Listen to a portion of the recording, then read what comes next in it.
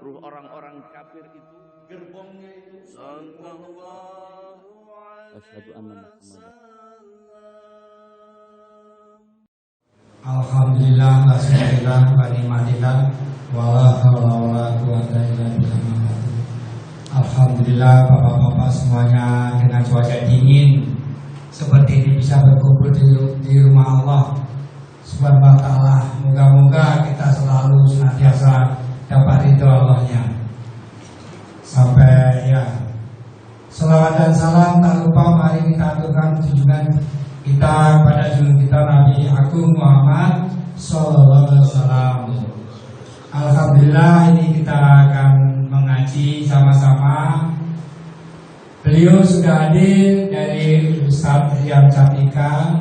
Beliau nanti bisa bertanya jawab langsung. Alhamdulillah, inilah walaupun sedikit ibaratnya, yang penting niatnya hadir. Karena kebetulan ada doa juga dari sebagian kawan-kawan menghadiri doa. Jadi alhamdulillah ini dari ketua pemudanya atau rismanya sudah hadir Bapak yang bersifat itu Bapak Nur Hidayat. Alhamdulillah. Tidak banyak-banyak peribahasa yang sempat dengan kampus lebih cepat dan bagus. Jadi supaya materinya lebih full. Alhamdulillah. Mari ini bahasanya agak repotan. Arah Pak Nur. Sekali lagi saya ucapkan terima kasih pada bapak-bapak. Singkatnya waktu dan tempat mari saya serahkan kepada Bapak Ustaz dan akhirnya saya beri wassalamualaikum warahmatullahi wabarakatuh. Bismillahirrahmanirrahim. Assalamualaikum warahmatullahi wabarakatuh.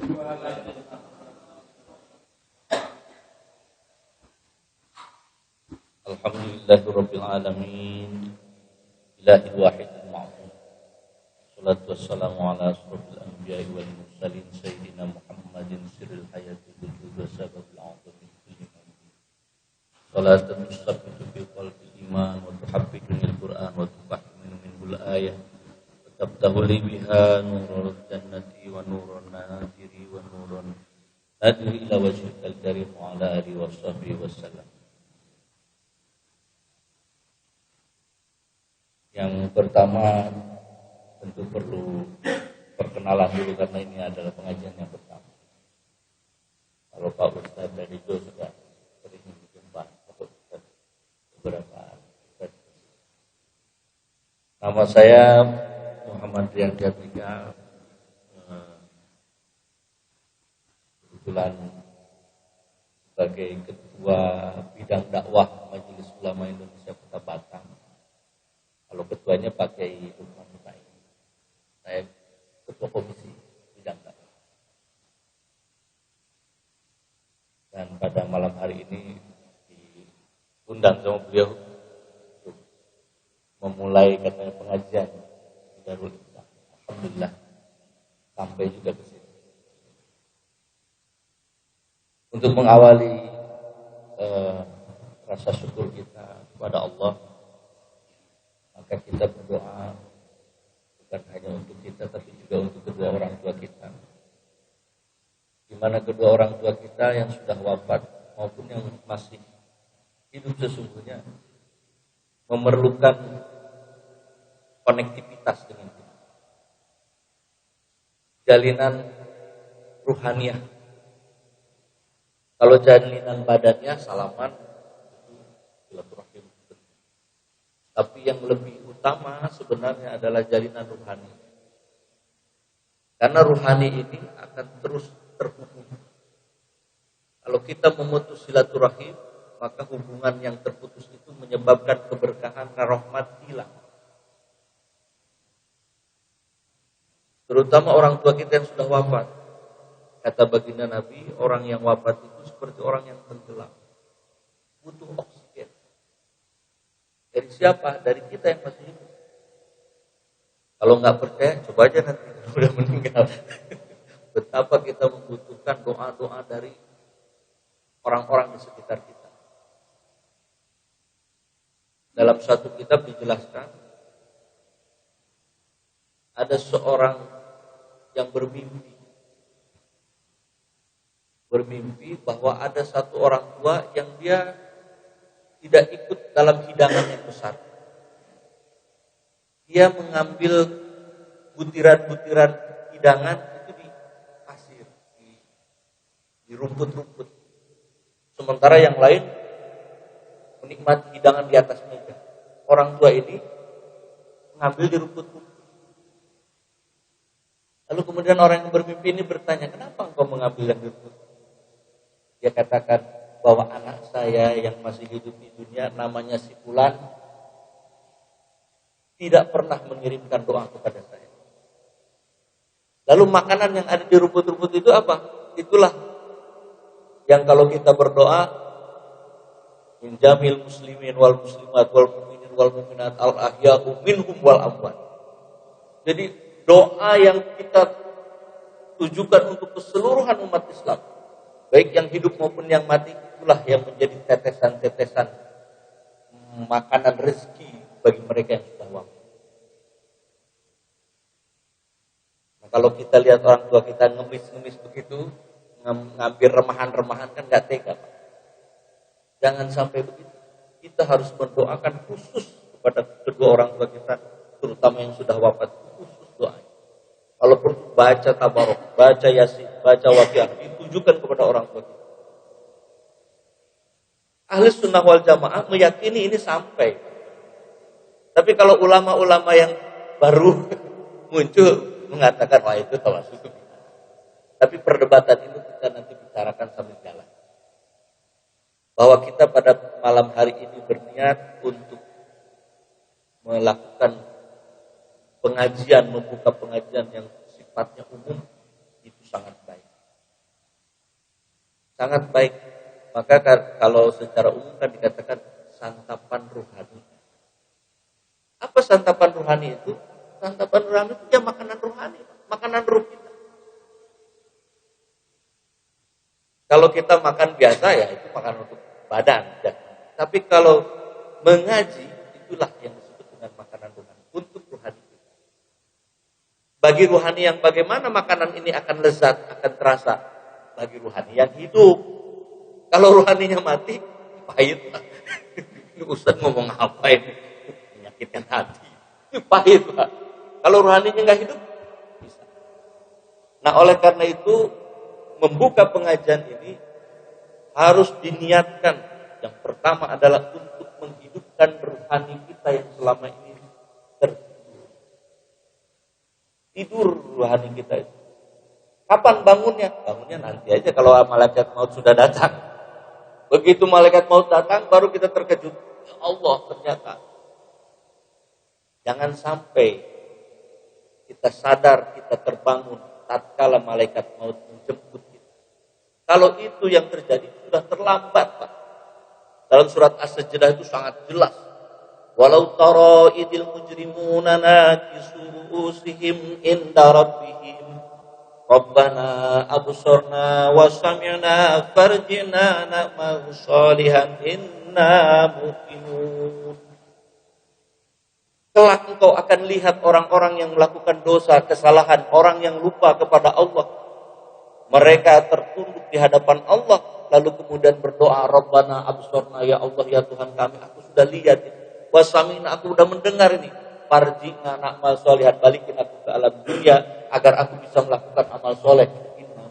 Sesungguhnya hari ini aku yakin terhadap kebenaran. Tapi kalau keyakinan kita sudah di alam sana, kira-kira terlambat enggak? Terlambat merata. Maka kemudian kata Allah, walau sina la'ataina hudaha, walau sina la'ataina kullu nafsin hudaha, walakin haqqal qawlu minni. Aku sanggup memberi hidayah kepada setiap orang itu. Sanggup aku. Kata Allah, walau sina la'ataina hudaha kullu nafsin. Tapi kemudian ketetapanku juga tetap. Apa ketetapannya? Walakin haqqal qawlu minni la'amla'anna jahannama minal jinnati wan nas.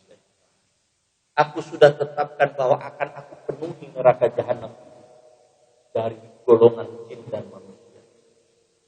Jadi ketetapan Allah juga menetapkan bahwa ada manusia dan golongan jin yang akan menjadi penghuni neraka. Jadi kita ini berada dalam posisi nadiron wa basyuron, diberi peringatan dan diberi kabar gembira. Peringatan kalau kata Pak Sekjen tadi, kasih tahu aja yang ngurus masjidnya. Kalau ada mengurus masjidnya baik, surga kan, ngurus masjidnya nggak baik, neraka. Kira-kira itulah nadiron wa basyuron.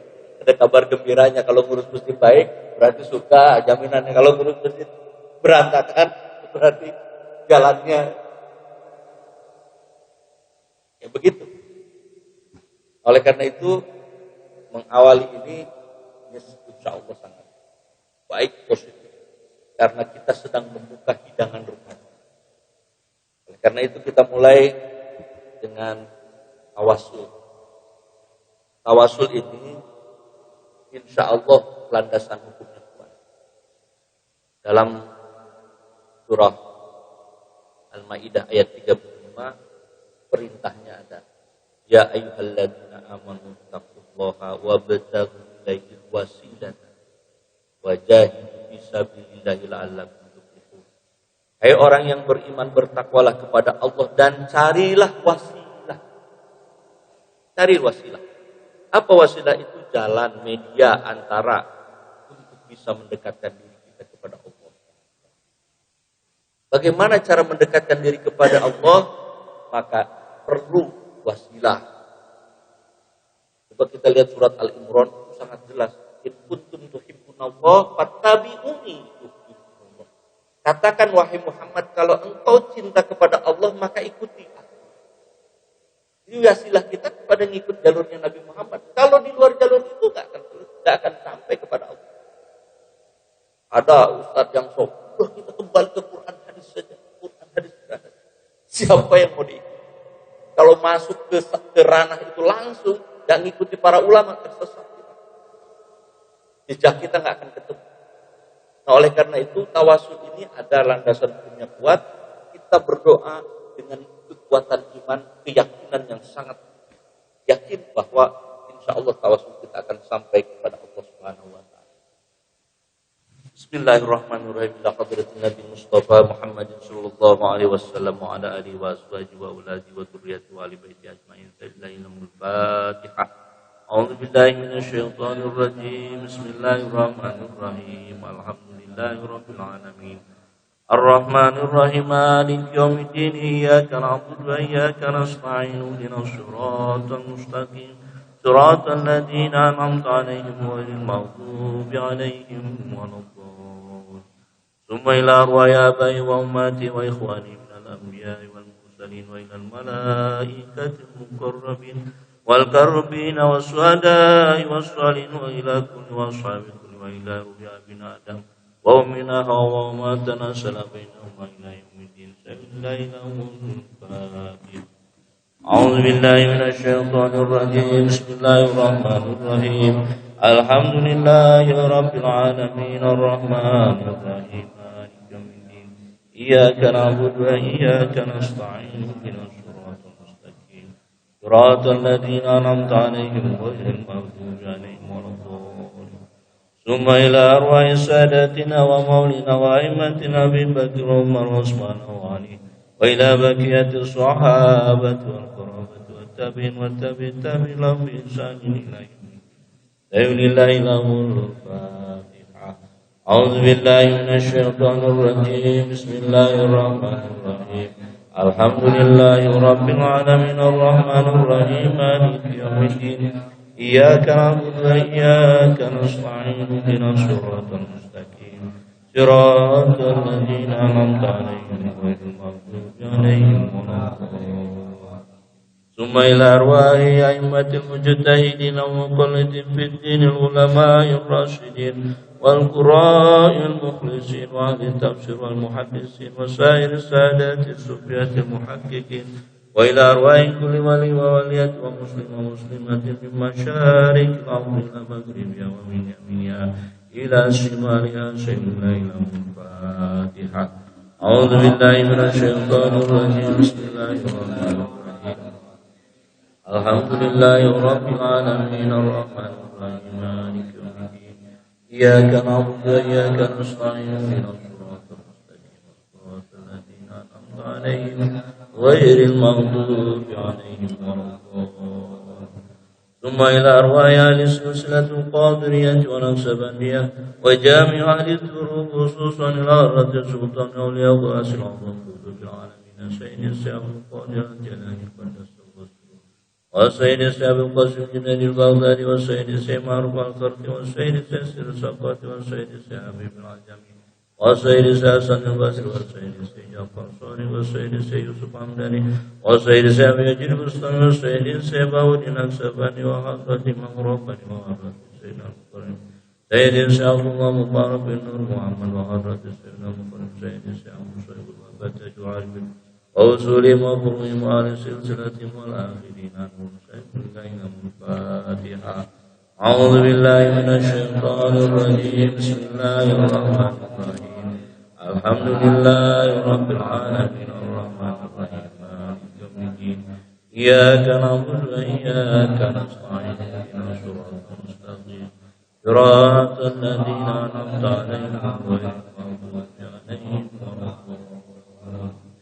ثم إلى أرواح والدينا bukan orang tua kita masing-masing. ثم إلى أرواح والدينا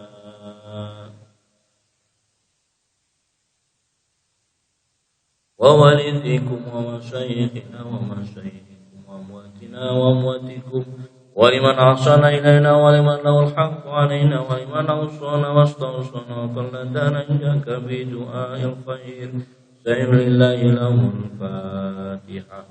أعوذ بالله من الشيطان الرجيم. بسم الله الرحمن الرحيم. الحمد لله رب العالمين الرحمن الرحيم مالك يوم الدين. إياك نعبد وإياك نستعين اهدنا الصراط المستقيم صراط الذين أنعمت عليهم غير المغضوب عليهم ولا الضالين. ثم إلى أرواح جميع المؤمنين والمؤمنات والمسلمات الأحياء منهم والأموات من مشارق الأرض إلى مغربها ومن يمينها إلى شمالها ومن قاف إلى قاف من ولد آدم إلى يوم القيامة فإذا إلى الفاتحة. أعوذ بالله من الشيطان الرجيم. بسم الله الرحمن الرحيم. الحمد لله رب العالمين الرحمن الرحيم مالك يوم الدين. إياك نعبد وإياك نستعين اهدنا الصراط المستقيم صراط الذين أنعمت عليهم غير المغضوب عليهم ولا الضالين. لا إله إلا الله والله أكبر ولله الحمد. بسم الله الرحمن الرحيم. قل هو الله أحد الله الصمد لم يلد ولم يولد ولم يكن له كفوا أحد. بسم الله الرحمن الرحيم. قل هو الله أحد الله الصمد لم يلد ولم يولد ولم يكن له كفوا أحد. بسم الله الرحمن الرحيم. قل هو الله أحد الله الصمد لم يلد ولم يولد ولم يكن له كفوا أحد. لا إله إلا الله والله أكبر ولله الحمد. بسم الله الرحمن الرحيم. قل أعوذ برب الفلق من شر ما خلق ومن شر غاسق إذا وقب ومن شر النفاثات في العقد ومن شر حاسد إذا حسد. لا إله إلا الله والله أكبر ولله الحمد. بسم الله الرحمن الرحيم. قل أعوذ برب الناس ملك الناس إله الناس من شر الوسواس الخناس الذي يوسوس في صدور الناس من الجنة والناس. لا إله إلا الله والله أكبر ولله الحمد. بسم الله الرحمن الرحيم. الحمد لله رب العالمين الرحمن الرحيم مالك يوم الدين. إياك نعبد وإياك نستعين اهدنا الصراط المستقيم صراط الذين أنعمت عليهم غير المغضوب عليهم ولا الضالين. بسم الله الرحمن الرحيم. ألف لام ميم ذلك الكتاب لا ريب فيه هدى للمتقين الذين يؤمنون بالغيب ويقيمون الصلاة ومما رزقناهم ينفقون والذين يؤمنون بما أنزل إليك وما أنزل من قبلك وبالآخرة هم يوقنون أولئك على هدى من ربهم وأولئك هم المفلحون وإلهكم إله واحد لا إله إلا هو الرحمن الرحيم الله لا إله إلا هو الحي القيوم لا تأخذه سنة ولا نوم له ما في السماوات وما في الأرض من ذا الذي يشفع عنده إلا بإذنه يعلم ما بين أيديهم وما خلفهم ولا يحيطون بشيء من علمه إلا بما شاء وسع كرسيه السماوات والأرض ولا يؤوده حفظهما وهو العلي العظيم بسم الله الرحمن الرحيم إنا أنزلناه في ليلة القدر وما أدراك ما ليلة القدر ليلة القدر خير من ألف شهر تنزل الملائكة والروح فيها بإذن ربهم من كل أمر سلام هي حتى مطلع الفجر بسم الله الرحمن الرحيم والعصر إن الإنسان لفي خسر إلا الذين آمنوا وعملوا الصالحات وتواصوا بالحق وتواصوا بالصبر بسم الله الرحمن الرحيم إذا جاء نصر الله والفتح ورأيت الناس يدخلون في دين الله أفواجا فسبح بحمد ربك واستغفره إنه كان توابا إن الله وملائكته يصلون على النبي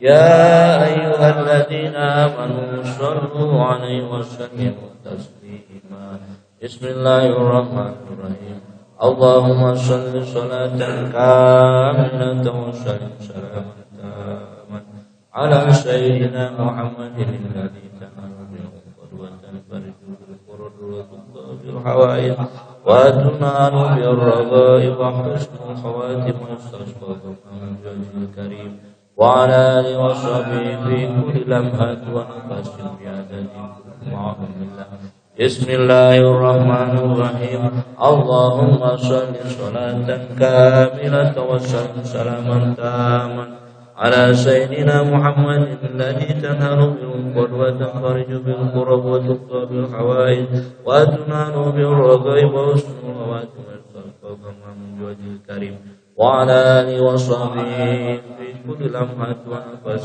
بعدد كل معلوم لك بسم الله الرحمن الرحيم اللهم صل صلاة كاملة وسلم سلاما تاما على سيدنا محمد الذي تنحل بالقرب وتنفرج بالقرب وتقضى بالحوائج وتنال بالرغائب وحسن الخواتم واستسقى الغمام بوجه الكريم وعلى آله وصحبه في كل لمحة ونفس بعدد كل معلوم لك الفاتحة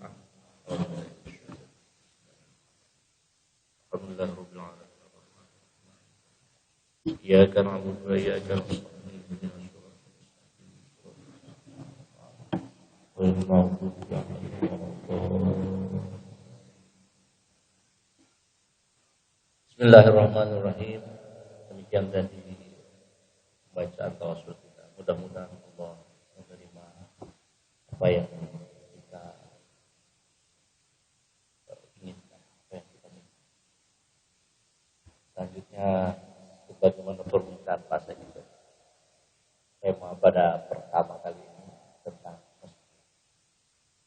Hanya saja saya memasukinya di ranah ruhaniahnya, tatapan ruhaniahnya. Dalam kitab Miftahus Sudur di pasal 6 hadis. Dibayani inna isyaitan bizikrillah. Jadi di pasal ke-6 langsung bagi pengajian pertama udah langsung ke pasal ke-6. Menjelaskan tentang bagaimana Setan menderita karena zikir. Bayang inna syaitan. Dikatakan dalam kitab Fathur Rabbani, Syekh Abdul Qadir Al-Jailani berkata, wahai kaumku, buatlah setan kesakitan dengan mengucapkan la ilaha illallah secara ikhlas, bukan sembarang ucapan. Dia dengan mengucapkan kalimat thayyibah la ilaha illallah, setan menderita. Kenapa kita bikin dia menderita? Nah, ini pertanyaannya ada kaitannya dengan masjid. Kenapa? Karena dia sudah bersumpah di hadapan Allah. Yaqulul iblis la'natullah alaihi fil Qur'anil azim, dalam Al-Qur'an. Apa kata iblis itu? La'aqudanna lahum siratal mustaqim. Jadi kata iblis, aku benar-benar akan menghalang-halangi mereka dari jalan engkau yang lurus. Siratal mustaqim. Jadi iblis itu menggodanya di mana? Di jalan yang lurus. Mana jalan yang lurus? Yang paling terang itu di masjid, Pak. Paling terang di masjid. Maka di masjid, Pak, kalau pengurusnya tidak berzikir kepada Allah, tergoda, Pak, oleh. Ini kuncinya. Kenapa? Karena iblis dalam surah Al-A'raf ayat ke-16 bersumpah dia akan goda manusia itu di mana? Di jalan yang lurus. Kalau di jalan yang lain, itu udah kawan saya. Kalau di jalan lurus ini ya fokusnya itu. Maka hampir semua masjid bermasalah dalam konteks silaturahim, ribut antar rata-rata. Kenapa? Karena tadi. Nah, oleh karena itu supaya kita damai dalam hati kita yang perlu dibersihkan terlebih dahulu. Dibuat dulu menderita iblis itu. Oh, kenapa kita harus berzikir? Karena iblis itu menggodanya pertama di jalan yang lurus, yang kedua summa la'atiyannahum min baini aydihim wa min khalfihim wa an aymanihim wa an samailihim wa la tajidu aktsarahum syakirina. Selain di jalan yang lurus, kemudian aku akan menggoda mereka dari depan, dari belakang, dari kanan, dari kiri mereka. Dan kemudian dia berkatakan, dan engkau ya Allah akan menemukan, akan mendapati kebanyakan mereka tidak bersyukur.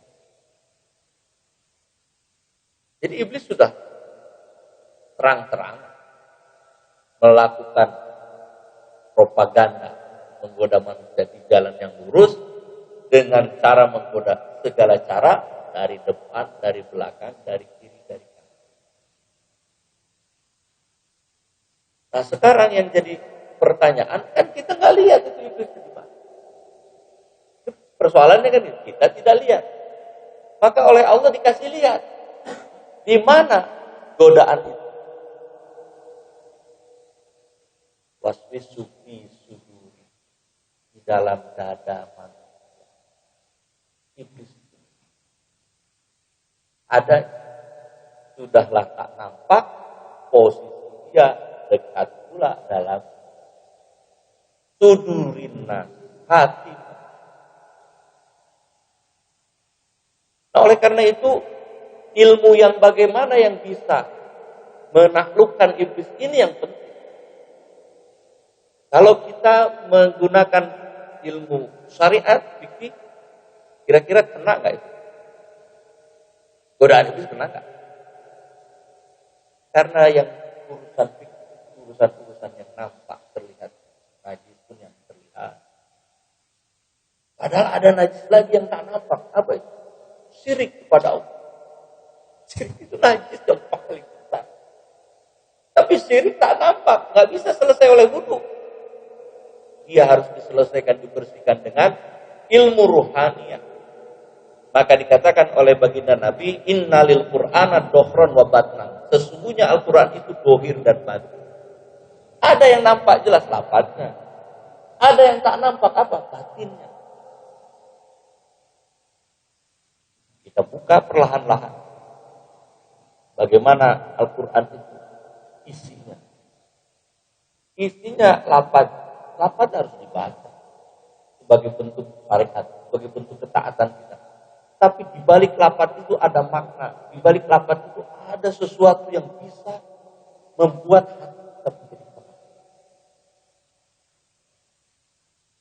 Kita lihat sejarah awal Nabi Ibrahim alaihissalam dalam surah Al-Baqarah. Kata Nabi Ibrahim, Rabbana wa yansuru alaihi ayat. Jadi doa Nabi Ibrahim, ya Allah ya Tuhan, utuslah sepeninggal diriku utusan Rasul yang akan membacakan ayat-ayat pertama. Yansuru alaihi ayat, yang akan membacakan ayat. Yang kedua, tak selesai dibaca Pak Al-Quran. Harus wa yu'allimumul kitaba wal hikmah, yang akan juga mengajarkan ilmu dan hikmah. Quran dibaca saja dapat pahala. Tapi harus ada tahapan berikutnya setelah dibaca. Apa itu yu'allimumul kitaba wal hikmah? Itu dalam surah Al-Baqarah ayat 129. Wa yu'allimumul kitaba wal hikmah. Diambil ilmunya, kemudian harus dimunculkan intisari dari ilmu. Apa itu hikmah? Dalam tafsir Al-Jalalain, hikmah itu al-ahkam, hukum-hukum.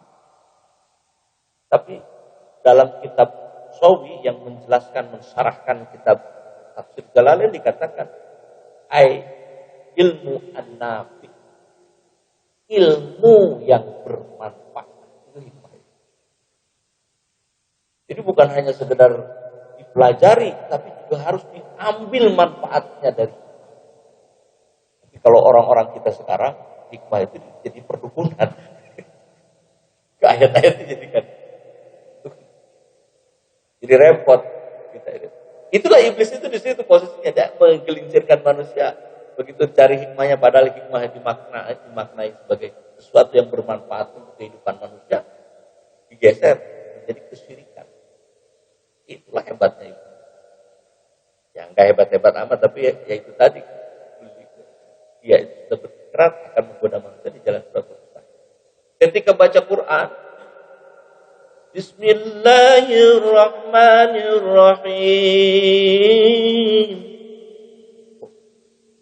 Allah, itu rasa bangga. Keren.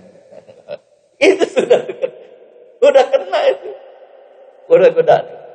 Jadi di setiap lini akan menggoda. Orang-orang yang tilawahnya sangat baik, rata-rata punya kecenderungan berbangga diri. Repot. Oleh karena itu perlu dibersihkan intinya apa? Hatinya. Itu tadi dengan cara berpikir. Setelah itu Nabi Ibrahim juga berdoa, bukan hanya yu'allimumul kitaba wal hikmah, tapi juga wa yuzak, mensucikan hati. Jadi Al-Quran, sebagaimana baginda Nabi menyebut innalil Qur'ana dohran wa batan, yang dohir dan batin ada dalam Al-Quran. Doa Nabi Ibrahim sebelum Nabi Muhammad lahir sudah disebutkan Al-Quran, ayat-ayat Engkau ya Allah harus dibacakan, harus dipelajari dan sampai kepada inti hikmahnya, serta mampu menzaki, mensucikan jiwa-jiwa orang yang membaca dan membaca. Nah, oleh karena itu kunci dari mengurus masjid ini adalah bersihnya hati. Ini kuncinya. Ini maaf, saya harus bicara. Orang-orang di dalam masjid ini kadang-kadang juga ada kebutuhan yang harus diperhatikan. Apa? Kebutuhan pribadi ekonominya. Jangan diabaikan. Kelola dengan baik. Hasil dari pengelolaan yang baik. Gak apa-apa dipakai untuk kebutuhan. Sepanjang tidak meninggalkan yang pokok. Ada beberapa masjid yang kalau kita belajar beberapa masjid itu sudah menghasilkan usaha yang besar. Saya pernah ke Makassar. Di Makassar itu ada Universitas Umi ya. Saya pernah ke situ. Itu dananya urus triliunan. Dan pengurus-pengurusnya tidak ada masalah, ngurus hidup dari situ tidak ada masalah. Ada yang jadi dosen, ada yang jadi ada. Apa yang dikelola itu dari mulai wakaf yang itu akhirnya jadi besar.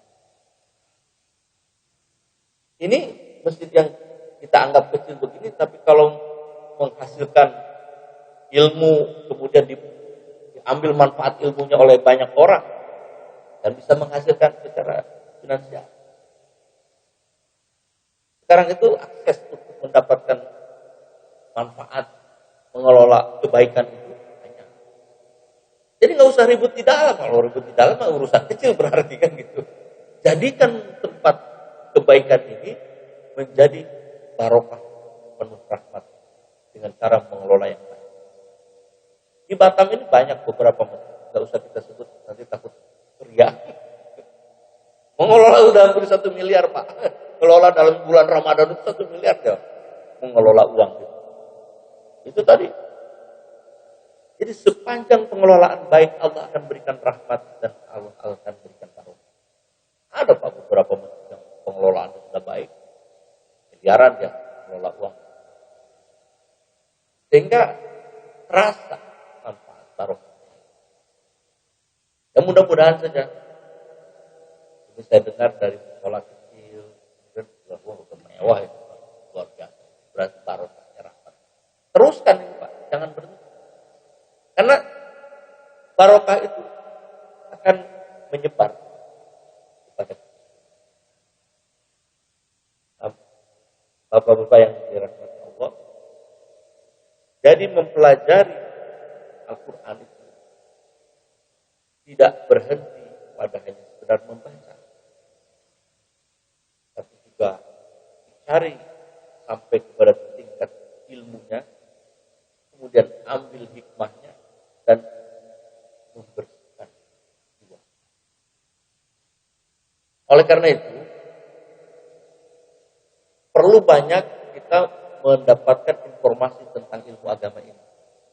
Karena hari ini, kalau kita lihat di YouTube, di mana-mana, akan nampak yang satu bicara syariat saja. Lupa dia kepada pembersihan. Yang lain bicara tentang tasawuf saja. Lupa dia ngurusi syariat. Yang satu bicara tauhid saja. Lupa dia dengan syariat dan tazkiyah. Yang benar bagaimana? Yang benar itu seperti tripod. Ada 1, 2, 3. Kalau salah satunya lebih tinggi, jomplang. Salah satunya enggak hilang, rontok. Jatuh. Apa itu? Inilah penopang agama. Islam, iman, yang menopang. Termasuk juga dalam keilmuan. Dalam keilmuan itu tilawah, bacaan, taklim, ilmu tazkiyah, mensucikan jiwa. Barulah sampai nanti kepada tingkat kita menikmati ibadah. Sekarang kalau sholat hanya sekedar syariat, hati entah kemana, hati nggak hadir kepada Allah. Kira-kira nikmat nggak sholat model begitu? Nggak ada nikmat Pak. Justru itu akan menjadikan kita fasik Pak. Fasik itu artinya mengingkari, tapi ya karena ini kewajiban, takut bilang orang nggak ibadah, kita sholat. Tapi hati kita nggak kita urus, rusak. Ada juga orang yang nggak mau sholat, yang penting hati aja bersih. Oh, itu bohong lagi, nggak mungkin. Harus ibadah, harus ada. Inilah yang disebut dengan muhadharah. Harus hadir. Bahwa kemudian kenikmatan sholat itu belum, ya sabar. Karena setelah muhadharah harus masuk ke tingkat yang disebut dengan mukasafah. Apa itu mukasafah? Tersikapnya tirai. Yang tadinya sholat itu nggak nikmat, terbukalah kenikmatan. Dengan apa kenikmatan itu terbuka? Dengan ilmu, Pak. Kalau tak pakai ilmu, nggak akan bisa kebuka kenikmatan itu. Tak akan buka sapa Pak jiwa kita. Ngadep kepada Allah, Allah yang mana itu ilmu. Akan berpikir begitu nanti.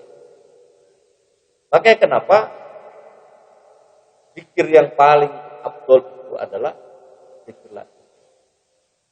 Tidak ada Tuhan selain Allah. Lalu kemudian setelah muhadharah hadir mukasafah terbuka tirai. Ada lagi apa itu? Musyahadah, ini yang puncak. Maka sebenarnya tujuan masuk Islam itu salah satunya adalah musyahadah. Maka diwajibkan mereka yang tadinya non muslim menjadi Islam itu bersahadat. Apa bersahadat? Ingin bermusyahadah, berniat untuk bermusyahadah, bertekad untuk bermusyahadah kepada Allah. Asyhadu an la ilaha illallah wa asyhadu anna Muhammadar Rasulullah. Tingkat yang tinggi musyahadah. Cuman awalnya formalitas dulu kan gitu. Selanjutnya bagaimana cara musyahadah? Hadirlah, muhadharah lah. Udah kemudian setelah muhadharah bagaimana? Mukasafah lah, carilah, hijabkan, buka hijab-hijab itu. Hijab kegelapan. Kalau enggak tahu, buka ilmu dengan ilmu. Kalau belum merasakan, ilmu harus diamalkan. Ilmu itu harus diamalkan. Ibarat gini, seorang yang jago resep, dia bikinlah resep sop ayam.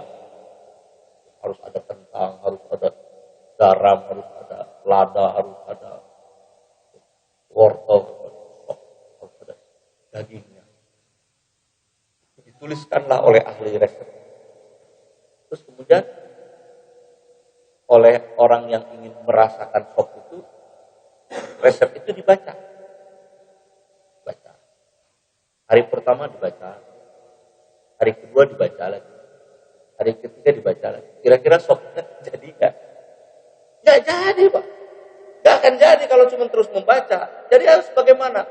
Baca, beli di pasar. Oh, ini ada kentang, beli kentang. Oh, ini ada, beli. Lalu kemudian dibiarkan? Enggak. Kerja. Itulah makanya kenapa tahapan tilawah harus diiringi dengan taklim. Setelah tahu resepnya, taklim diamalkan, dikerjakan. Setelah itu baru kemudian dirasakan hasil. Kadang awal-awal, kadang asin, gak asinan. Berarti apa? Berarti ulang lagi. Ini terlalu asin nih, berarti kurang lagi. Lalu kemudian berikutnya garamnya dikurangi. Oh, terlalu ini ternyata diperiksa dagingnya busuk. Besok-besok jangan beli daging busuk. Ulang lagi. Begitu, Pak. Sholat kita nggak khusyuk, hari pertama nggak khusyuk. Oke, apa yang menyebabkan kita nggak khusyuk? Berikutnya lagi, terus cari ilmu sampai bersihkan. Sampai di sini dulu, mudah-mudahan karena waktunya mudah bermanfaat. Tapi sebelum kita tutup, barangkali ada yang mau ditanya. Silakan. Siap.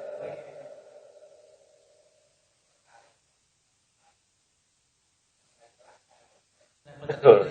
Kita sudah bisa merasakan nikmat Syahadah. menyaksikan ya. Ya, bukan rasa menyaksikan. Jadi kan untuk mencapai tiap tingkat itu kan kita harus melewati tingkat pertama Ya. secara urut Pak ya. Ya. Kita kan nggak bisa langsung ngejeplak, itu kan nggak bisa ya. Jadi levelnya itu harus otomatis ya. Misalnya kita mulai dari dasar kita membaca. Ya. Kalau baca kita udah bagus, mau nggak mau pasti kan akan menuju ke level selanjutnya. Asal kita belajar lagi.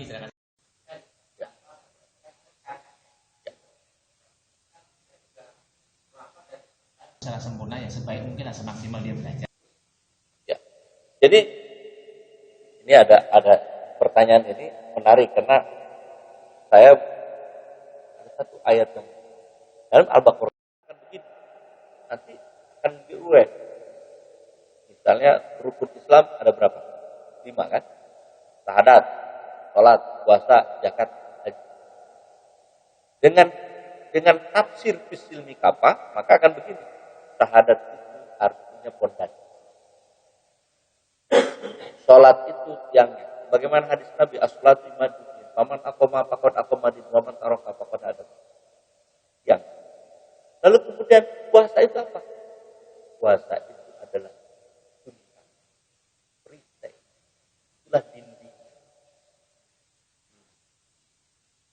Lalu kemudian zakat, bagaimana zakat? Zakat itu adalah sirkulasi, itulah pintu jendela. Lalu bagaimana haji? Haji itu adalah akad yang penaung. Sehingga Islam itu merupakan bangunan yang tak bisa dikerjakan separuh-separuh. Sholat aja lah saya kerjakan, syahadat nggak perlu saya kuatkan, dinding nggak perlu saya buat, tiang aja begitu. Maka rukun Islam harus secara ilmiah, keseluruhan harus, termasuk di dalamnya. Jadi begitu, memahami apa. Nah, oleh karena itu, tahapan yang paling baik itu tergantung hidayah dari Allah. Kadang ada orang yang syariatnya dia belum begitu sempurna, tapi hidayah tauhidnya sudah lebih dulu datang. Itu saya temukan itu. Dulu pernah ada suatu orang, beliau non muslim, masuk Islam. Masuk Islam, sholatnya belum begitu, tapi tauhidnya ini disebut santapan badan. Santapan jasmani.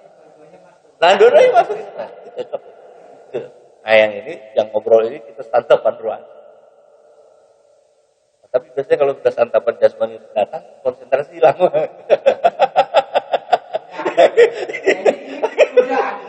Ya kudahan, konsentrasi jadi hilang. Ah, jadi tadi sampai mana tuh? Lupa gara-gara lihat ya.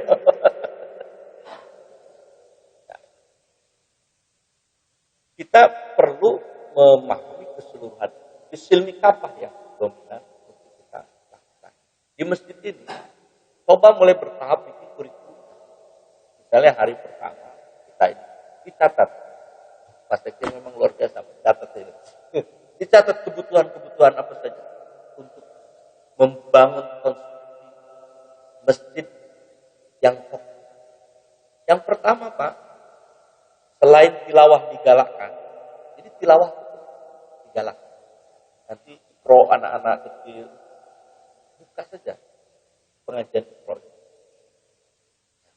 Setelah tilawah digalakkan, masuk ke taklim. Nah, taklim ini juga harus yang menyeluruh, yang jangan separuh-separuh. Artinya taklim pengajian itu, dia juga ngaji syariatnya ada, ngaji tauhidnya ada, ngaji tasawufnya ada. Memang fakultasnya, kalau di IAIN itu kan fakultas itu ada syariah, fakultas syariah, fakultas akidah, fakultas dakwah, fakultas usuluddin. Itu seperti itu. Tapi nggak boleh dipisah-pisah sebetulnya, harus disatukan semua. Karena tadi istimewa tadi, Islam yang menyeluruh baik dari aspek ilmu maupun dari aspek yang lain. Sama lah dengan ketika Al-Quran menyatakan wabtaghi bima atakallahu darul akhirah wala tansa nasibaka minad dunya. Carilah olehmu kehidupan akhirat itu, tapi jangan lupakan kehidupan dunia. Artinya apa? Nggak boleh dilupakan, Pak. Urusan dunia itu harus diurus, Pak. Tapi ngurus dunia jangan berlebihan sampai harus ikutan. Nggak perlu, urus biasa aja. Ngurusi akhirat juga jangan sampai melupakan dunia. Nah, ini di wilayah tengah ini yang sebenarnya kita ini agak berat, Pak. Kita ini agak condong ke kiri apa nggak ke kanan? Kenapa condong ke kiri dan ke kanan? Kenapa condong? Ada waktu kalau sudah urusan dunia kita sangat lupakan akhirat, lupa akhirat. Tapi kalau udah urusan akhirat lupa pula dunia. Kenapa tidak seimbang? Karena keilmuan kita tidak kapan. Ilmunya nggak kapan. Jadi ada yang bolong di situ. Begitu orang belajar tasawuf aja menjelekkan syariat. Padahal syariat itu baik. Orang yang bersyariat menjelekkan orang tasawuf. Padahal tasawuf itu baik. Disebabkan karena tidak ilmi kafah itulah, maka kemudian muncul bolong-bolong itu. Jadi jelek wajah Islam itu pada akhirnya. Coba tengok di YouTube. Ada ilmu yang syariat saja akhirnya menjelaskan. Apa itu? Tidak ada pembagian dalam Islam itu. Syariat, thariqat, marifat, hakikat, tidak ada itu. belajar dari mana orang itu? Ngomong tak ada. Baca Al-Quran itu dari Al-Fatihah sampai Anas. Begitu banyak kalimat tentang hakikat, tentang syariat, tentang thariqah, tentang makna. Jadi ini pentingnya apa? Menyempurnakan keseluruhan ini, menyatukan keseluruhan dalam ini. Caranya bagaimana? Ya nggak masalah. Cara kita ngambil dari kitab ini, dia buat di fikihnya ambil. Kitab ini buat di tauhidnya ambil. Kitab ini buat di tasawufnya. Jangan dilupakan. Jangan semuanya diambil. Kan beres seperti itu, seperti tripod. Semuanya sama. Pokoknya dia bisa berdiri. Gak ada satupun yang kelebihan. Coba aja kalau ada satu yang terlalu lebih, terlalu panjang, ya kan jomplang.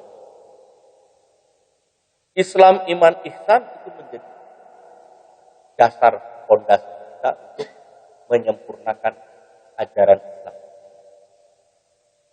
Baik, kira-kira begitu. Ada pertanyaan yang lain? Gimana Pak Sekjen? Jawabannya gimana? Jawabannya?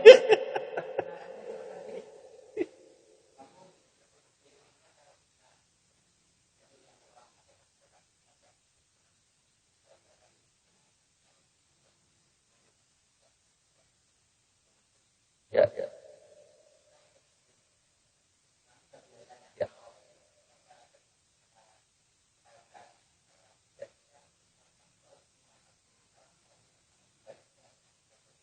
Ya.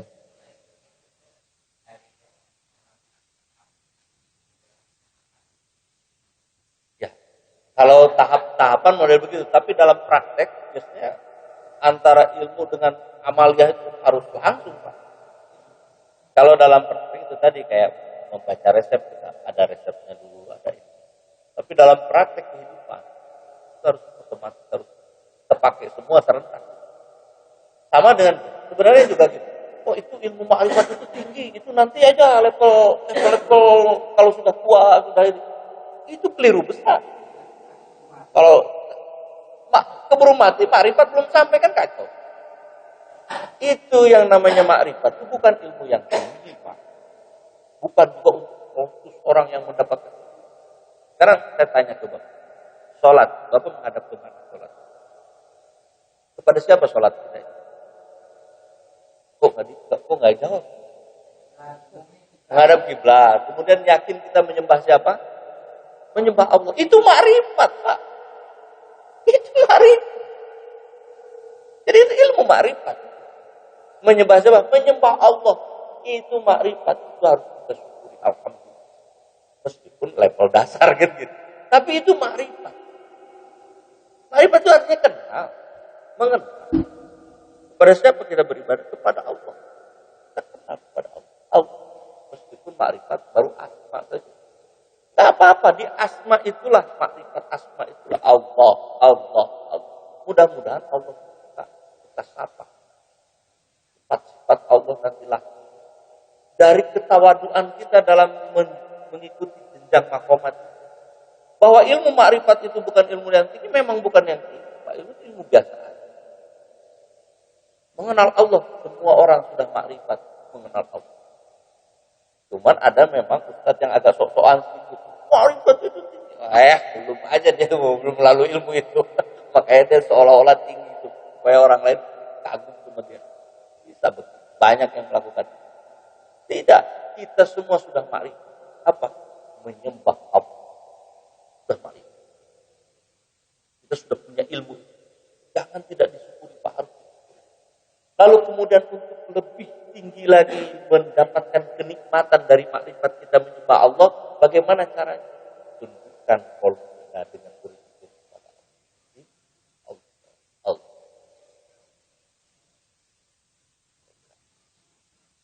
Baik, yang lain? Ya.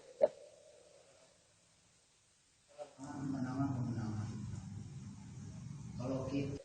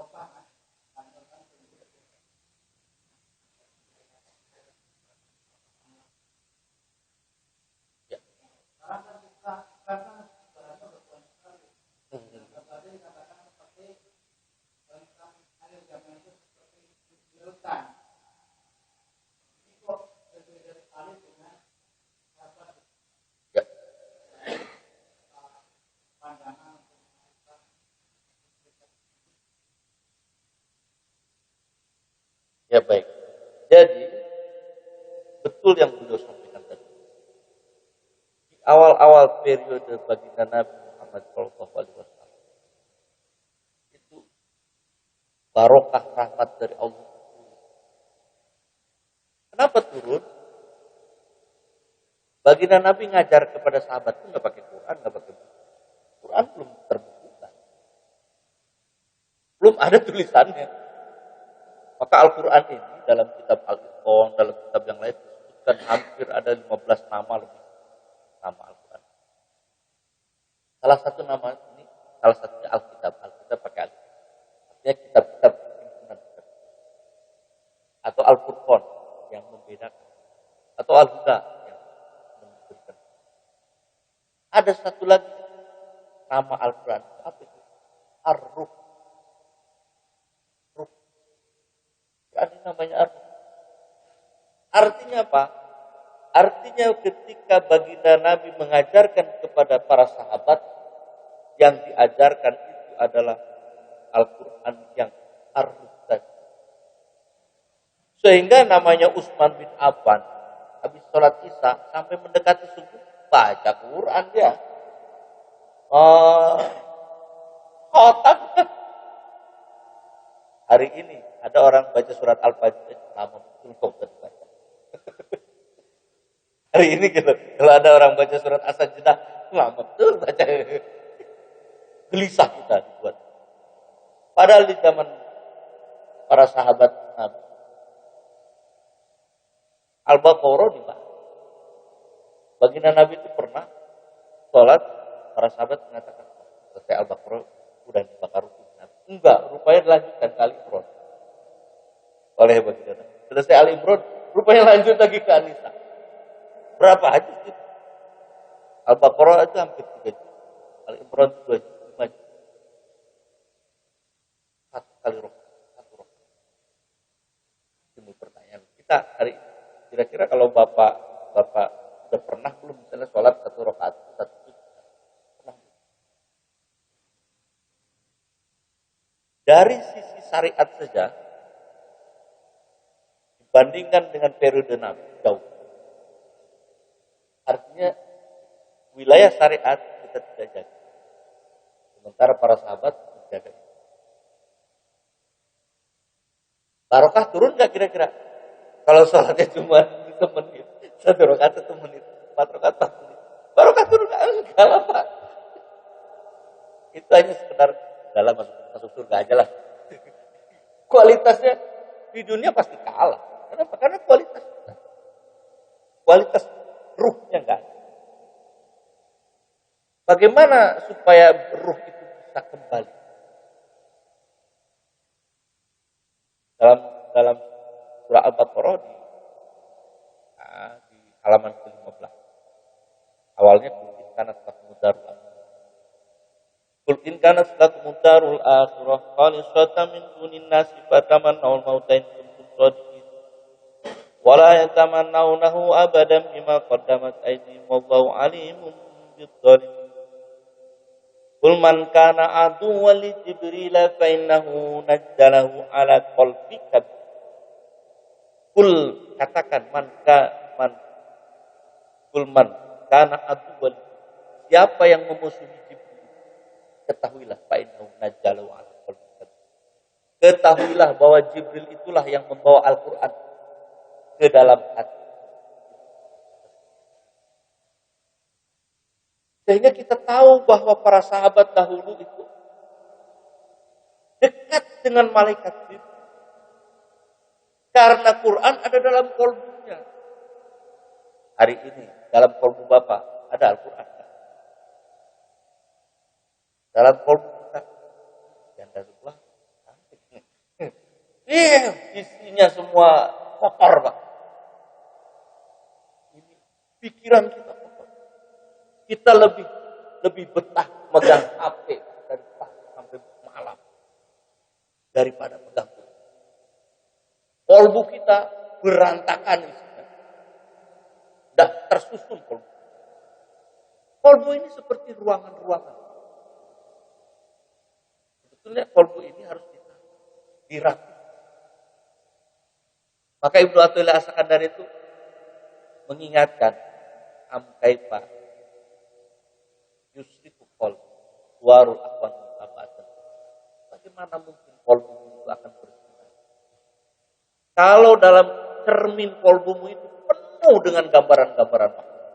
Duit ada dalam hati kita, motor ada, mobil ada, istri ada, anak ada, urusan hutang ada, urusan macam-macam ada dalam qalbu. Penuh qalbu kita. Sehingga apa? Sehingga Allah tak ada, tak nampak dalam qalbu kita itu. Begitu bawa motor disalip orang, emosi kita. Begitu mobil ditabrak orang, marah gitu. Padahal nggak selesai, tabraknya bawa aja ke bengkel selesai. Ini enggak, kita emosi. Kenapa? Karena semua hilang duit di dompet, ngamuk kita sama. Padahal untuk kebutuhan sehari-hari itu ngamuk kita sama. Kenapa? Karena duit ada di hati. Hilang duit kita pusing, hilang, nggak punya duit lebih pusing lagi. Kenapa? Karena duit ada di sini. Wah, pokoknya rumit. Padahal Allah menghendaki bahwa qalbumu itu tempat. Harus kau bersihkan. Kita ini seperti punya kamar tapi di situ kita masukkan terasi masuk, makanan masuk, kamar kita itu. Jadi kamar kita itu bau. Itu seperti gambaran hati kita. Tidak pernah kita jaga hati kita. Allah saja untuk perjumpaan kita dengan Allah, untuk komunikasi kita dengan Allah. Sehingga jauh dari Rasulullah. Apalagi dengan sahabat-sahabat. Maka kata Nabi, khairul qurun. Periode terbaik itu qurun. Kemudian setelah itu periode berikutnya, setelah itu periode berikutnya. 3 periode saja yang baik. Selanjutnya perang. Maka tadi ketika perang Badar itu ada salah satu kitab dalam kitab Bazanitul Asrar dikatakan para sahabat itu baru mau buka pedang. Leher orang-orang kafir sudah lewat. Ini artinya memang para malaikat. Itu karena apa? Karena qalbunya ada para malaikat. Nazala wa qalbika. Oleh karena itu, bagaimana supaya bisa mengembalikan lagi kejayaan bagaimana di masa yang lalu? Perbaiki qalbu. Urusi tempatnya ini, masjid ini diurusi dengan baik dengan qalbu yang. Kalau ada urusan-urusan dunia, urusan-urusan materi, bicarakan aja. Selesaikan. Karena itu wajib menolong orang. Apalagi orang itu pengurus masjid. Itu loh. Logikanya jangan ikan iblis kan belum, jangan ini, itu mati gini. Banyak cerita. Yang ngurus itu juga punya hak. Untuk apa? Untuk dibantu. Toh nggak selamanya butuh duit. Kan begitu dia ada lagi kan nanti dibalikin lagi. Yang penting qalbu bersih. Dipinjemin kira-kira harus dibalikin kan gitu kira-kira. Jadi yang penting qalbu bersih. Kalau dia tak sanggup membalikan berarti harus dibantu. Ada kendala apa? Jangan sampai persoalan sepele. Perak 2 perak jadi masalah. Apalagi kemudian terdengar ke warga. Oh, ribut gara-gara uang 100.000. Malu. Justru ini harus menjadi tempat sebagaimana baginda Nabi mengatur tempat. Baitul Mal dulu hartanya besar. Kenapa? Karena duitnya banyak yang diurusnya. Kalau hari ini enggak, duit kita kecil urusan banyak. Jadi problem. Kenapa duitnya kecil urusan banyak? Karena enggak ada keberkahan dan enggak ada aroma. Tapi kalau ada aroma, bagaimana sebutkan tadi pada periode awal itu akan mudah dicapai. Hitungannya, coba saja dengan karomah ini bangun masjid ini berapa lama? Kan enggak lama juga. Ini kan dengan karomah doa bapak-bapak. Jadi, kalau mau mikir, mana ya duitnya? Enggak bakal jadi kayak. Tapi karena doa, karena ikhlas, kecil tapi kalau udah pedas kan. Baik, saya kira itu tanggapan dengan kayaknya perlu juga saya katakan. Baik, demikian yang dapat disampaikan. Wassalamualaikum warahmatullahi wabarakatuh.